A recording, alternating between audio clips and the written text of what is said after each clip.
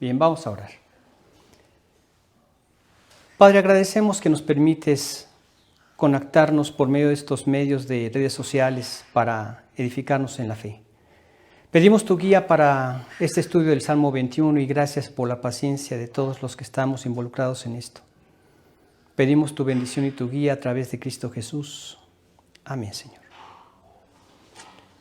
Vamos a estudiar el Salmo 21 y vamos a comenzar dándole lectura a este Salmo, en donde vemos esta presentación de Dios, donde el Salmo 20 era un salmo que era un salmo de petición. Este es un salmo de dar gracias a Dios por la bendición recibida.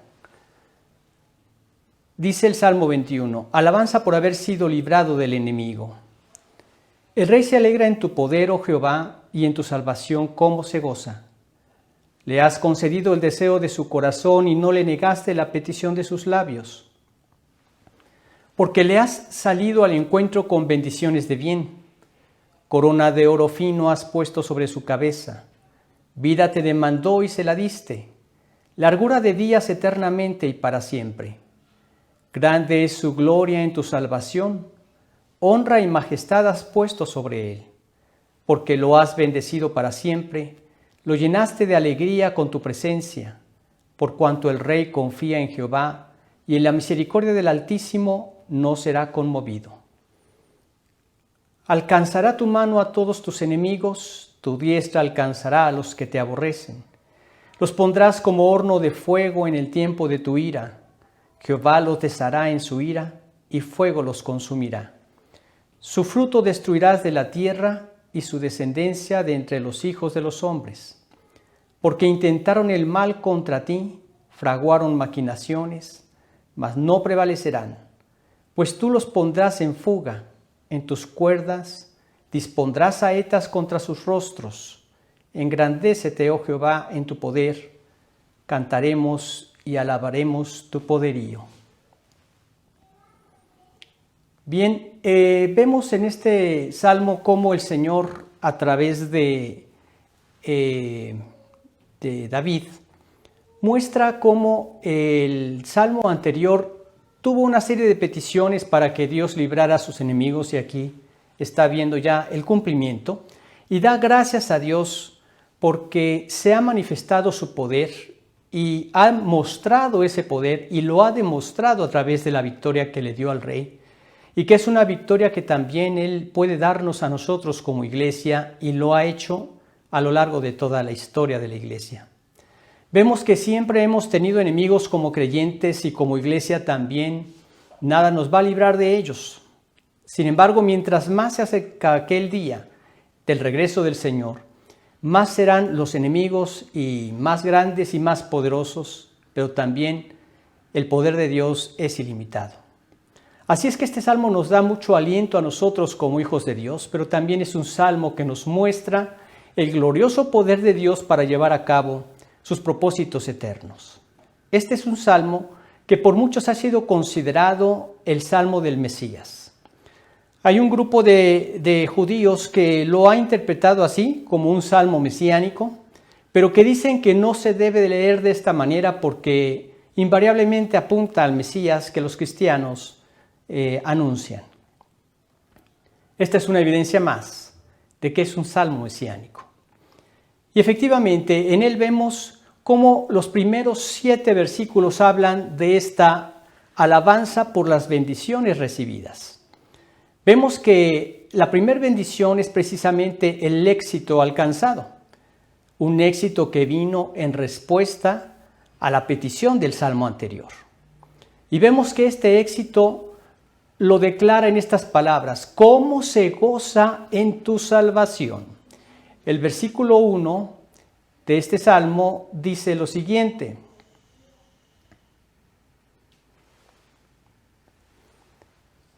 el rey se alegra en tu poder, oh Jehová, y en tu salvación cómo se goza.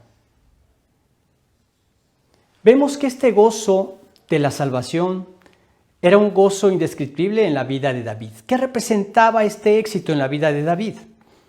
Precisamente representaba la preservación de todo el reino.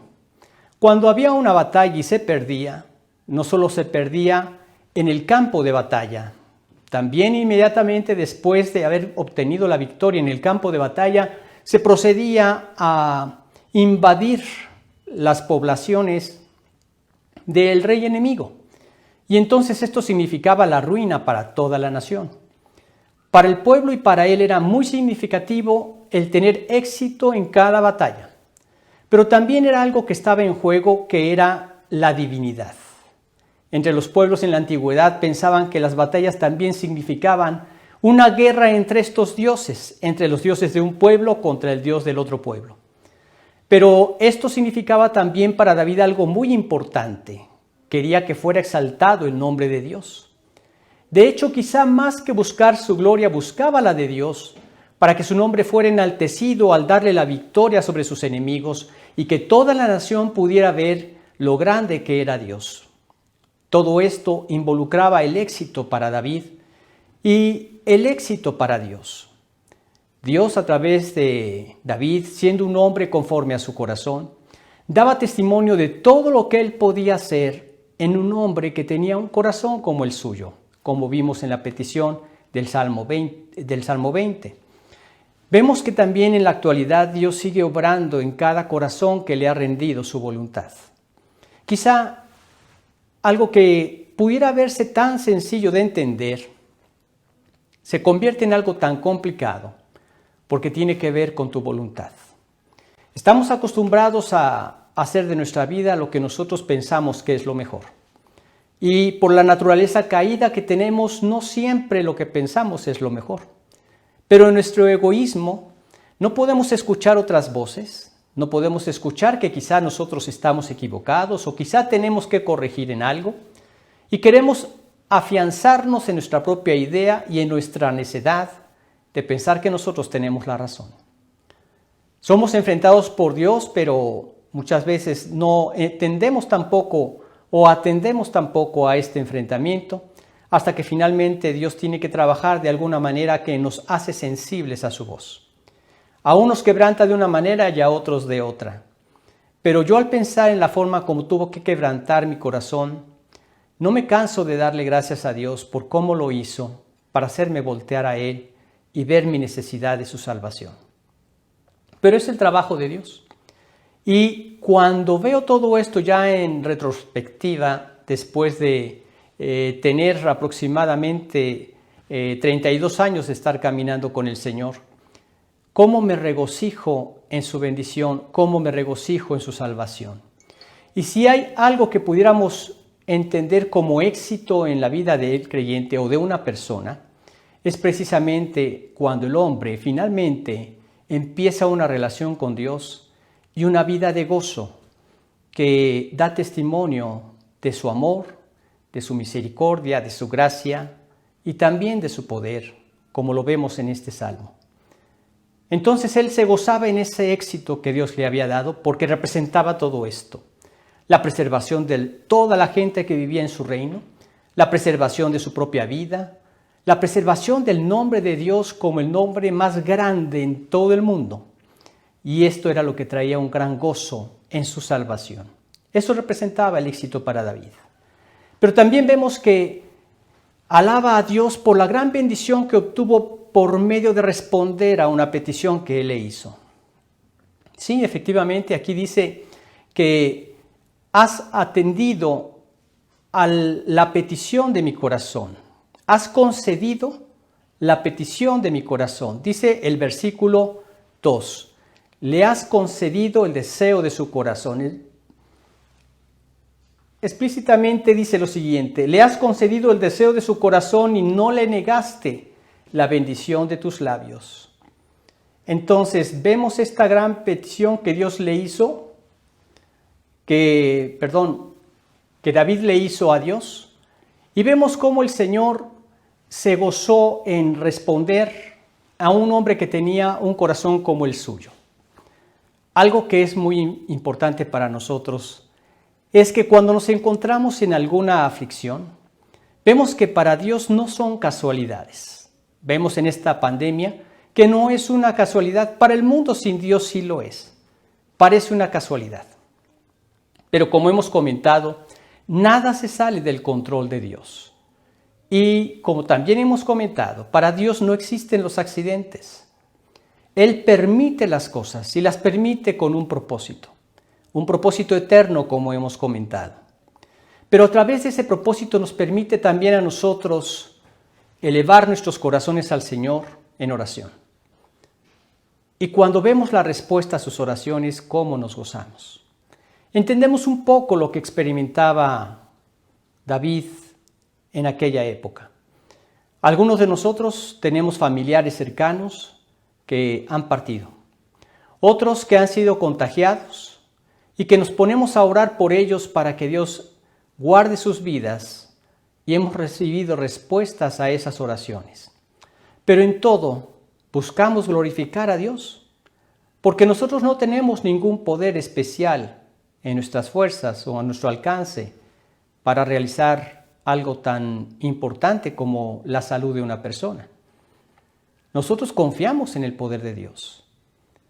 Y como sabemos que hay un corazón que es engañoso y perverso dentro de nosotros mismos, bien haremos en siempre, después de ver la mano de Dios en la respuesta, agradecérselo. Y como vemos en este salmo, le has concedido el deseo de su corazón, así también llegar con nosotros con Dios y dar por sentado esto. Tú concediste el deseo de nuestros corazones para preservarnos la vida o para preservarle la vida a las personas que amamos. Te alabamos, Señor, porque tuyo es el poder. De ti procedió esa salud que tanto necesitábamos o que tanto te pedíamos. Pero vemos también en este salmo una alabanza a Dios por la prosperidad que había sido recibida. Le ha salido al encuentro con muchas bendiciones de bien. Dice el versículo 3,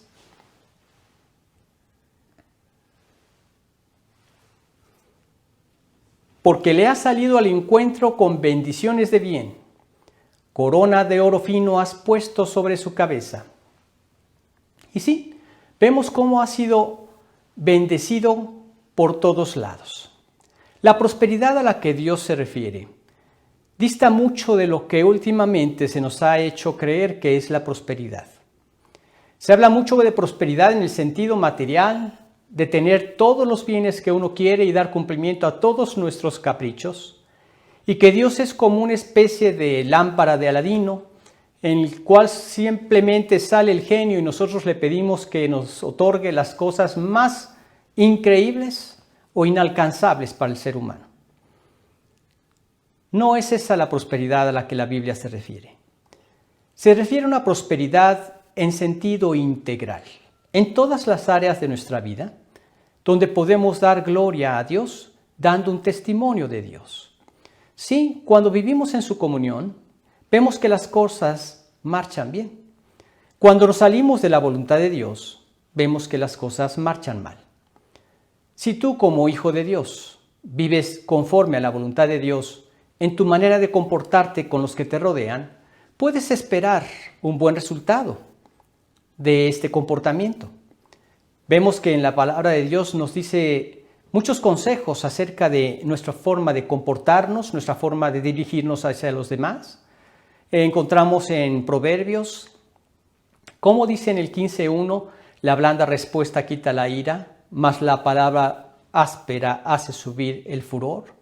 En Colosenses 4:6 también nos dice el Señor que sean vuestras palabras siempre con gracia, sazonadas con sal, para que sepáis cómo debéis responder a cada uno. Y si nosotros nos salimos de esto y hablamos con palabras ásperas, vemos un resultado diferente. Pero si nosotros actuamos conforme a la voluntad de Dios, porque en nuestro corazón está el deseo de hacerla, entonces vemos también cómo los resultados de esto trae gloria a su nombre. Prevalece la paz. Dios quiere que seamos pacificadores, no personas que promuevan la separación, el enojo, el distanciamiento, sino pacificadores, personas que busquen que permanezca la unidad en el matrimonio, en el hogar, en la iglesia, Y estas son las personas que glorifican a Dios haciendo la voluntad de Dios. Pero como consecuencia también son personas que son objetos del mejor bien en sus vidas. A eso nos referimos con la prosperidad. Prosperamos en beneficios de parte de Dios. Porque debemos entender que tras cada mandamiento que encontramos en la Biblia, se encuentra la bendición de Dios para tu vida. Y todas estas bendiciones son como el escaparate que manifiesta a las personas que nos rodean la importancia de rendir sus vidas a Jesucristo. Pero el mejor bien que podemos recibir de parte de Dios precisamente es su salvación. El rey había visto muchos beneficios, mucha prosperidad después de cada victoria. Encontraban un gran botín, lo repartían entre los soldados que participaban en la batalla y era enriquecido grandemente la nación. El Señor también es el que tiene toda la bendición a su disposición. Y finalmente Él logrará toda su conquista planeada a través del acto más grande de amor que realizó por nosotros en la cruz. Sus planes tendrán un cumplimiento perfecto y un día lo veremos con todos los beneficios que Dios le ha dado allá cuando nos encontremos en la eternidad. Pero también vemos que aquí se habla de una alabanza por una bendición también importante, el honor. El honor del rey David estaba en juego. Honra y esplendor has puesto sobre tu siervo. Vemos en el versículo, nos vamos a saltar tantito el 4, vamos al versículo 5 y dice, grande es su gloria en tu salvación, honra y majestad has puesto sobre él. Entonces, en este vemos la honra y esplendor que has puesto sobre él, sobre el rey. Era un gran esplendor el que el rey tenía. Tomaba la corona del rey conquistado, se la ponía sobre su cabeza y era una muestra clara de la victoria que Dios le había concedido. Su honor quedaba en lo alto, porque simplemente se había visto la victoria en él por medio del Dios que lo respaldaba. Él era el general, él era el rey, pero había alguien más arriba que él que era precisamente Dios. Nosotros vemos también cómo aquí a Cristo se le puso de una manera burlona una corona, pero de espinas en la cabeza. Pero un día llegaremos en la eternidad y le veremos esa corona de gloria que Él tendrá por toda la eternidad. Porque Él es el único digno de toda honra, de todo honor, de toda magnificencia y de toda gloria. Porque por Él y para Él son todas las cosas. Cuando nosotros obtenemos victorias, cuando nosotros obtenemos honra de parte de otras personas, no nos olvidemos de darle la gloria a Dios y de decirle a las personas que es gracias a Él que podemos tener esa honra. ¿De qué manera se manifiesta esa honra? Quizá tuviste que enfrentar alguna batalla en tu trabajo. Quizá de una manera injusta pretendían despedirte del trabajo. Pero Dios en su poder hizo que las cosas fueran cambiadas. Tal fue el caso de un testimonio de una persona que yo conocí. Y a esta persona le dijo su jefe que él lo iba a correr del trabajo. Se puso a orar él y nos pidió que lo apoyáramos en oración como iglesia.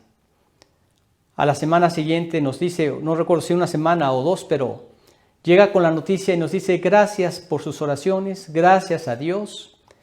Mi jefe fue retirado de la empresa y a mí me han puesto en su lugar. Lo honraron. Pero esto es lo que viene como consecuencia de lo que Dios promete en el 2:30 de Primera de Samuel. Yo honraré a los que me honran, pero los que me desprecian serán tenidos en poco. Qué gran bendición la honra que Dios nos da. Pero también nos habla de una alabanza por una gran bendición recibida. Lo llenó de alegría con su presencia, dice el versículo 6. Porque lo has bendecido para siempre, lo llenaste de alegría con tu presencia. Efectivamente, nosotros podemos disfrutar de esa alegría porque contamos con la presencia de Dios. El salmista decía, porque el Señor está a mi diestra, no seré conmovido. Nosotros como creyentes podemos decir algo más profundo todavía, porque el Señor está dentro de mi corazón, porque la presencia de su Espíritu está en mí, no seré conmovido. Podrán caer a tu lado 1000 y 10,000 a tu diestra, pero la peste a ti no llegará, dice la Escritura. Nosotros podemos descansar en Él, que todos sus propósitos son perfectos, que su voluntad es buena, agradable y perfecta, como hemos comentado en ocasiones anteriores, y efectivamente así lo es. Y nosotros podemos gozarnos con esta gran bendición, porque nosotros estamos llenos de alegría, porque sabemos que lo que Dios ha hecho ha sido algo completo. Tenemos paz con Dios. ¿Recuerdas cómo era tu vida sin Él en el pasado? ¿Cómo te aterraban estas cosas de pandemia o te aterraba tan solo pensar en la misma muerte? Ahora nosotros nos gozamos que cuando nos venga la muerte tendremos vida eterna por el sacrificio de Cristo Jesús, que al derramar su sangre en la cruz me perdonó de todos mis pecados y me hizo perfecto para Dios, para ser aceptado por Dios y poder disfrutar una eternidad con Él.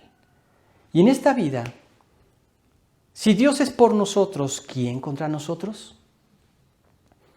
Leemos en Romanos 8:32 que el que no escatimó a su propio Hijo, sino que lo entregó por todos nosotros, ¿cómo no nos dará también con Él todas las cosas?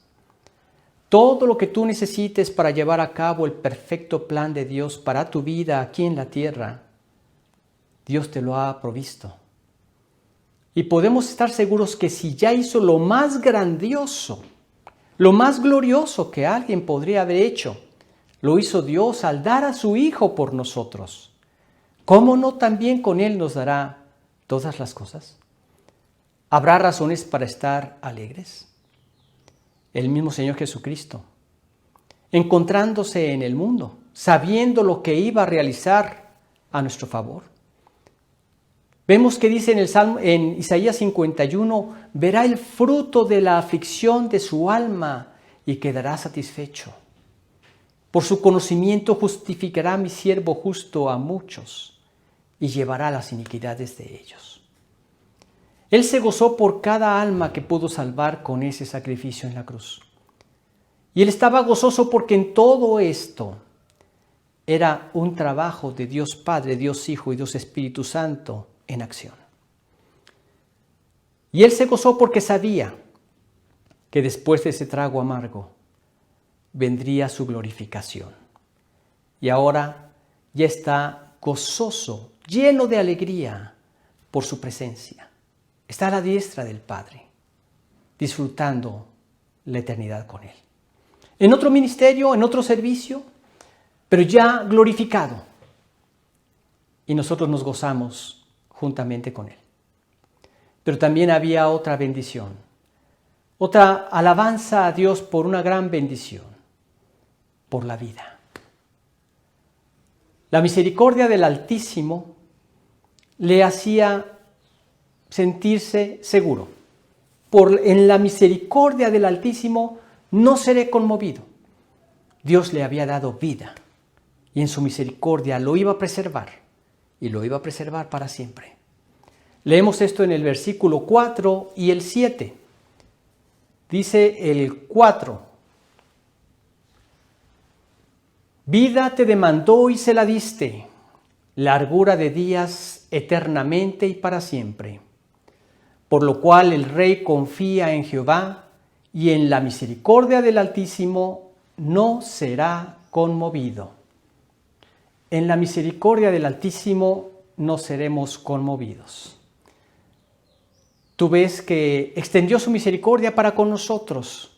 No merecíamos la salvación. Frecuentemente viene esto a mi mente. Yo merecía la condenación. Yo fui rescatado de un momento en donde estaba a punto de morir ahogado en unas grutas en Ixmiquilpan, Hidalgo, en México. Yo debería tener 32 años de estar retorciéndome en el tormento del infierno. Y por la pura misericordia de Dios, llevo 32 años conociéndolo y sirviéndolo. Es grandísima la misericordia de Dios y me dio vida, pero no solo en esa súplica donde yo le rogué que me diera otra oportunidad, sino más que vida, me dio vida eterna al traerme al conocimiento de su salvación en Cristo Jesús. Vida te demandó y se la diste, largura de días. Y aunque nuestros días podrán ser contados aquí en la tierra, cuando partamos de esta vida a la eternidad tendremos vida eterna. El rey sabía esto, pero el mayor rey también lo tenía presente y sabe que estará reinando por todos los siglos. Que un día vendrá el cumplimiento de todas las promesas que Dios hizo a su pueblo aquí en la tierra, que un día vendrá a reinar con su pueblo allí en Jerusalén durante 1000 años y después por toda la eternidad estará reinando. A Él sea toda la gloria. Hay mucho por lo cual podemos alabar al Señor, alabarlo por tantas bendiciones. Aquí tenemos algunas en este salmo, pero si tú te pones a meditar, verás tantas otras que Dios ha traído también a tu vida. Esto como primera parte, pero también vemos otra parte, una confianza que Él tenía en la victoria. Vemos esto en los versículos 8 al 12. Y Él sabía que en el poder de Dios iban a ser derrotados sus enemigos, que la mano de Dios iba a alcanzar a todos sus enemigos, porque la mano de Dios representa la diestra de Dios, representa el poder de Dios. Esto lo vemos en el versículo 8. Dice lo siguiente: alcanzará tu mano a todos tus enemigos. Tu diestra alcanzará a los que te aborrecen. Sí, lamentablemente hay mucha gente que aborrece a Dios. ¿Y por qué lo aborrecen? Porque precisamente ellos quieren ser Dios. Hay alguien que les estorba y ese es Dios. Pero ahí te das cuenta cómo es que Dios tiene que realizar un trabajo majestuoso para lograr en favor de nosotros nuestro mejor bien. El mejor bien no es que Dios te deje hacer lo que se te da la gana.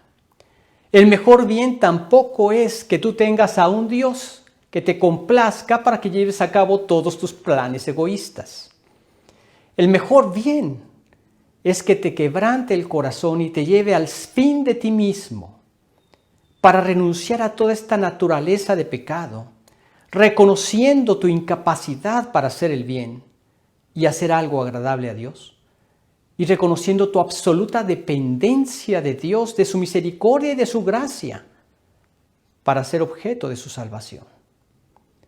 Vemos a aquel publicano que no se atrevía ni siquiera a levantar sus ojos al cielo, y le decía: Señor, sé propicio a mí, pecador. Con un corazón sincero decía esto, de lo más profundo de su ser, en total reconocimiento de su pobreza o de su miseria espiritual. Es así como podemos venir a los pies de Cristo. Y es entonces cuando podemos ver la victoria que Él nos da sobre nuestros enemigos, sobre nuestra propia carne, nuestro propio orgullo, un gran enemigo.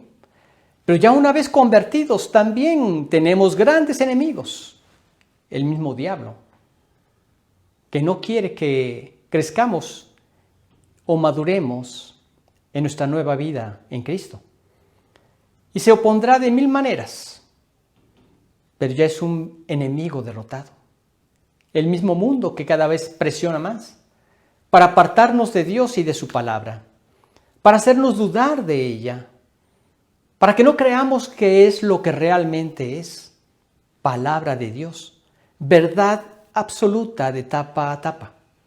Eso es lo que es la palabra de Dios. pero también ha sido vencido por el poder de Dios este enemigo. David tenía muchos enemigos, de dentro y de fuera. Todos los filisteos deseaban destruirlo. Primero lo deseaba destruir su propio rey, Saúl. Y Dios alcanzó con su mano a todos sus enemigos. El Señor Jesucristo un día verá también esa destrucción de sus enemigos. Realmente a lo largo de la historia vemos esto, porque esta victoria, esta seguridad en la victoria no solamente era la destrucción de estos enemigos, la derrota de estos enemigos, sino también su ruina, y el fuego los consumirá. Vemos en el versículo 9, dice, los pondrás como horno de fuego en el tiempo de tu ira.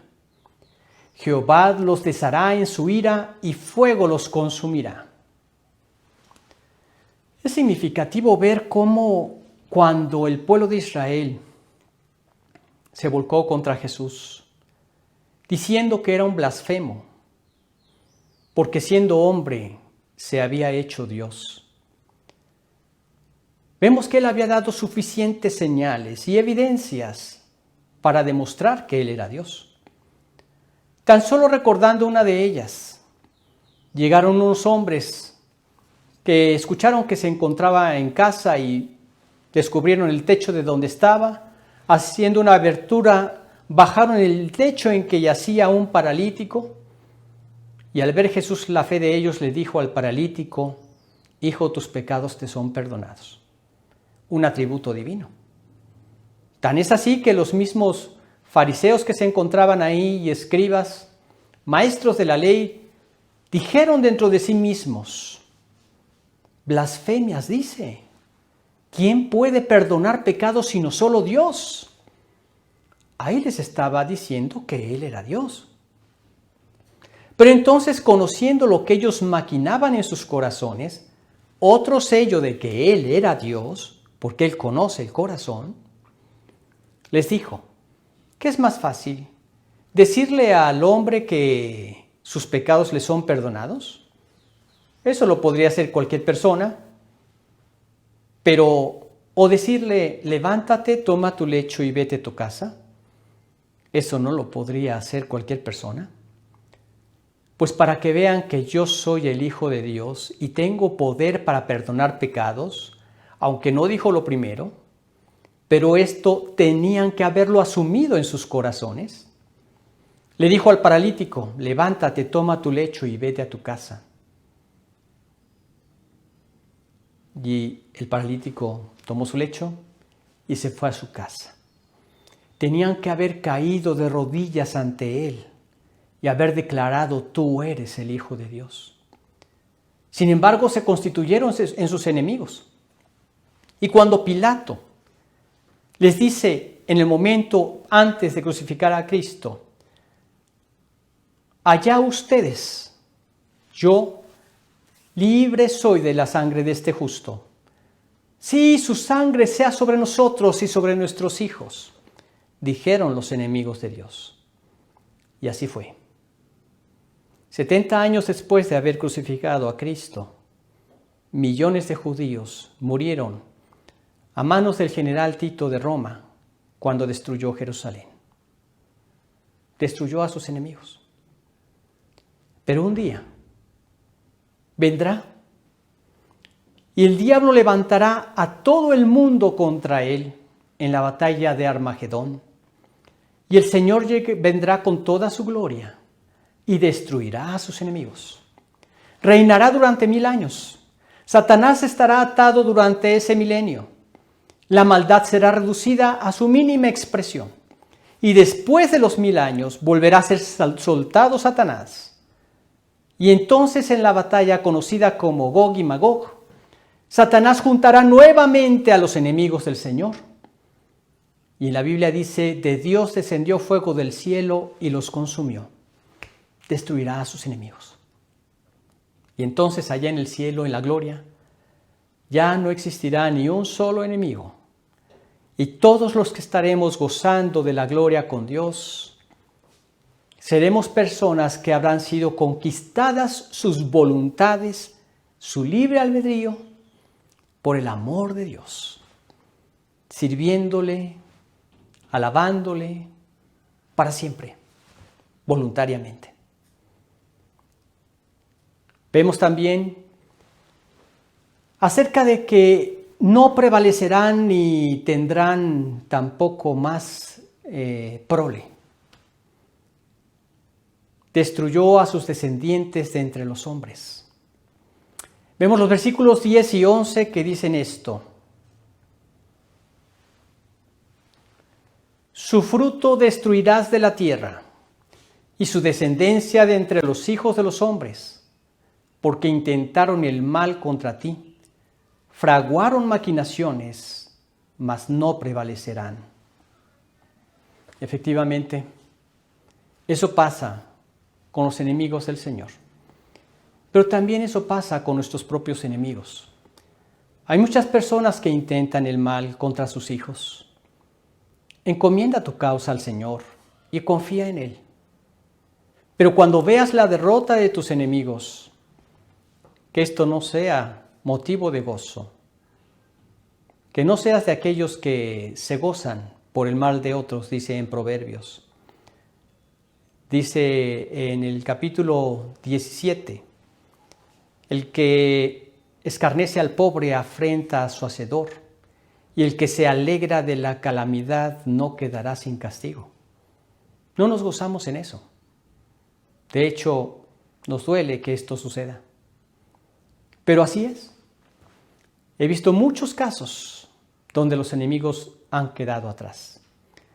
Leemos en Isaías 41:12 que dice: buscarás a los que tienen contienda contigo y no los hallarás. Serán como nada y como cosa que no es aquellos que te hacen la guerra.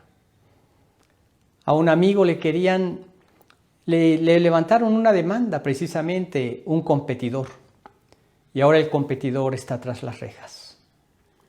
Siempre, vez tras vez, tú manifiéstate conforme a Dios y a su voluntad, porque un día estos enemigos serán puestos a fuego, como dice la Escritura.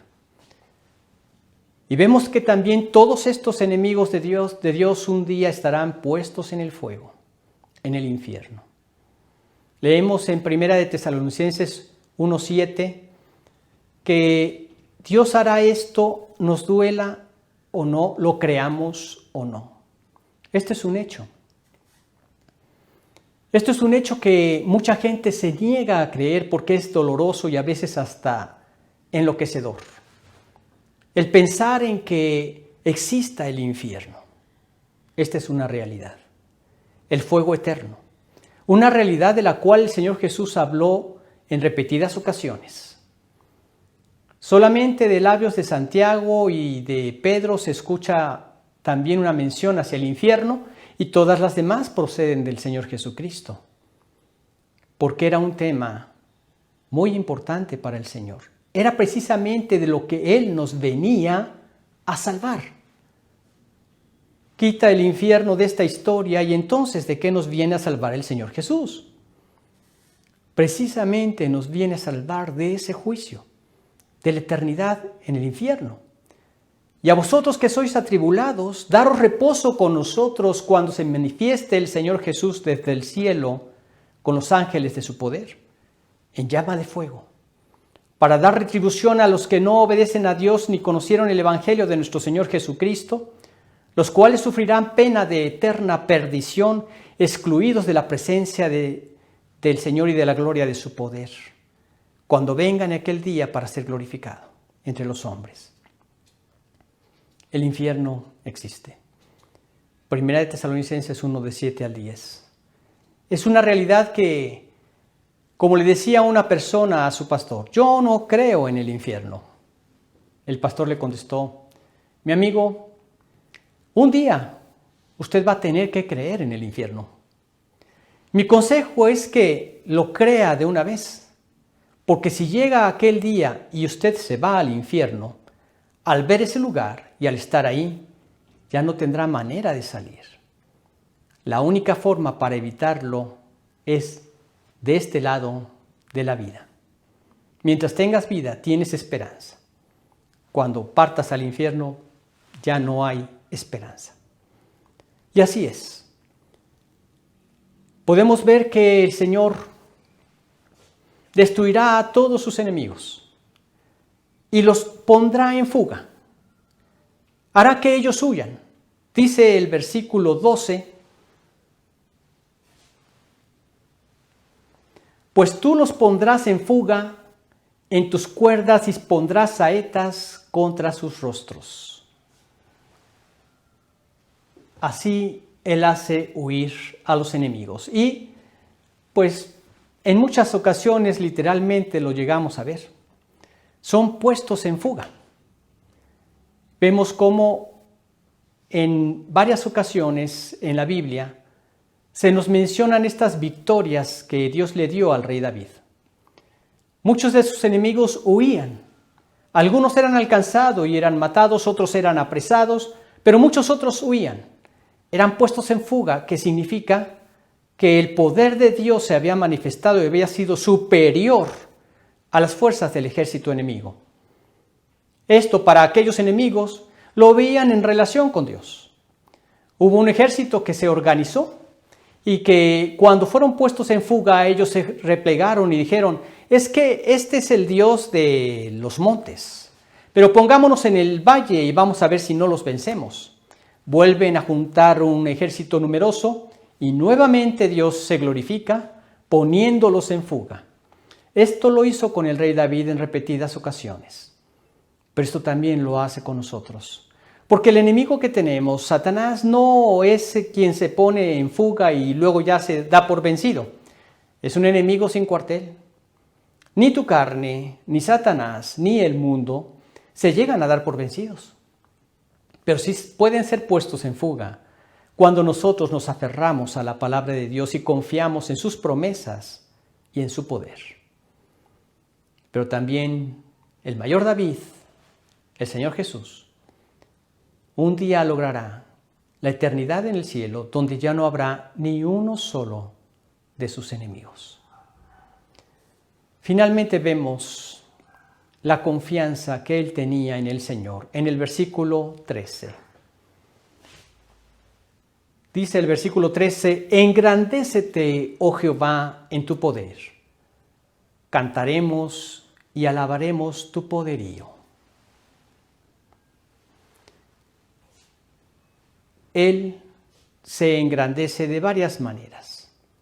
Aquí estamos buscando que Él sea enaltecido, que sea exaltado su nombre. En el nombre del Señor hay poder. Y su nombre es exaltado cada vez que el justo sale victorioso y es bendecido. Cuando los justos reinan, hay gozo en el pueblo. Cuando los malvados reinan, hay tribulación en la nación. Nosotros podemos gozarnos en el Señor. Que Él reine en tu corazón y verás victoria tras victoria. Que su nombre sea enaltecido con cada una de ellas. Glorifícalo. Da testimonio a la gente que Él fue quien hizo esta victoria. Se gozaba David y componía cánticos a Dios en el júbilo de la victoria. El Señor se goza en bendecir a sus hijos. Y nosotros como sus hijos buscamos enaltecerlo con un testimonio digno que lo glorifique. Nuestro testimonio, Dios quiere que sea pulido mientras estamos en esta tierra. Que cada día seamos más semejantes a Cristo. Tú dirás, esto es casi imposible. Bueno, yo diría que es imposible para nuestras propias fuerzas. Pero Él confiaba en el Señor y en su poder. Él confiaba en su fuerza, en el poder de Dios. El versículo dice, engrandécete, oh Jehová, en tu poder. Él confiaba en el Señor, en el poder del Señor. ¿Hay algo que todavía te cuesta trabajo que entregar y que para ti es algo muy arraigado? Quizá tu manera de contestar, tu manera de comportarte, quizá algún otro pecado que para ti es difícil abandonar. ponlo en las manos de Dios. Sí, con una voluntad rendida, una voluntad dispuesta, pero confía en su poder. Él nos puede llevar de victoria en victoria, para gloria de su nombre. Pero también vemos una acción de júbilo por su confianza en el Señor. Dice el versículo, cantaremos. Y este cantaremos es lo que hacía David en cada uno de sus salmos. Cantaba y alababa al Señor por su poder, por la confianza que él tenía en Dios, y vaya que la tenía. Resulta muy significativo que en todo el ejército de Israel solo había una persona que estuvo dispuesta a enfrentar a Goliat, porque él confiaba en el Señor. Y cuando Dios le dio la victoria, cantó alabanzas a Dios, le cantó por su poder, estaba jubiloso, lleno de gozo. Así nosotros podemos entonarle cánticos al Señor cada vez que veamos su victoria realizada. Así nos ha sido sanado por el poder de Dios de esta enfermedad. Alaba al Señor. En Santiago leemos, ¿está alguno alegre? Cante alabanzas. Y eso es lo apropiado en la vida del creyente, por el gozo que hay en nuestro corazón. Pero también hay un testimonio. Las alabanzas son el testimonio que el creyente da de la victoria de Dios y del poder de Dios realizado sobre sus enemigos. Lo alabo porque me salvó de esta enfermedad. Lo alabo porque ha transformado mi vida. Lo alabo porque Él me dio el poder para abandonar el alcohol, o los vicios, o las drogas, o el robo, etc. Lo que haya Dios logrado en tu vida es digno de alabanza y digno de dar testimonio de Él, porque fue por el poder de Dios que lo pudimos lograr. Para concluir, por muy destacada que sea una persona, como podemos pensar en el rey David, o en cualquier otro creyente a lo largo de la historia, no puede ser alguien objeto de la gloria para sí mismo. Toda la gloria le pertenece a Dios, porque solamente Él tiene el poder para la victoria en cualquiera que sea las áreas de nuestra vida.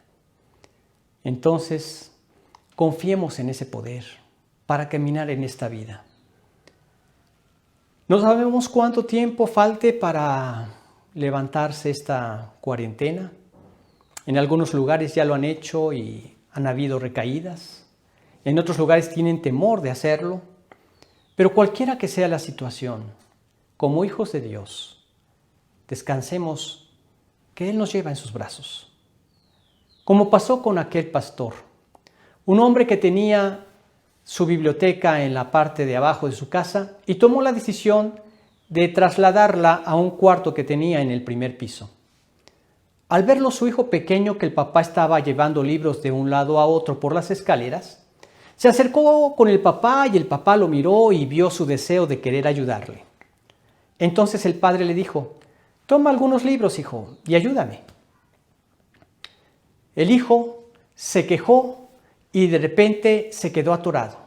Cuando el papá voltea, lo vio que el hijo estaba agotado, que había tomado uno de los volúmenes más grandes y que ya no podía seguir subiendo las escaleras. Y ante su quejido, el padre descendió, se agachó donde estaba el hijo, lo tomó entre sus brazos con todo y el libro y lo llevó hasta arriba al piso donde estaba la biblioteca. ¿No es así como Cristo quiere llevarnos a nosotros con todos nuestros conflictos y angustias? Él tiene el poder, Él tiene la fuerza para llevarnos a su victoria, llevarnos hasta el final con éxito para la vida eterna, el cual es poderoso para guardarnos sin caída y presentarnos sin mancha delante de su gloria con gran alegría. Vamos a orar. Amado Padre Santísimo, te damos muchas gracias por la bendición de contar con salmos como estos. Gracias por la gran bendición de contar con tu bendita palabra y el aliento que das a nuestros corazones cada vez que la estudiamos, como en esta ocasión con este salmo. Señor, tú permite que cada uno de los que estuvimos conectados podemos examinar nuestras vidas, repasar este salmo a la luz de lo que ahora estudiamos y arreglemos lo que hemos llegado a pensar que quizá era difícil de lograr. Que retomemos esa oración para pedirte que sigas transformando nuestros corazones hasta el día en que nos encontremos contigo. Que sigamos confiando en esa oración para saber que tú, el Todopoderoso, seguirás trabajando en los corazones de las personas que amamos. Quizá tenemos amigos, familiares, personas muy cercanas a nosotros que aún siguen viviendo en su rebelión contra Dios.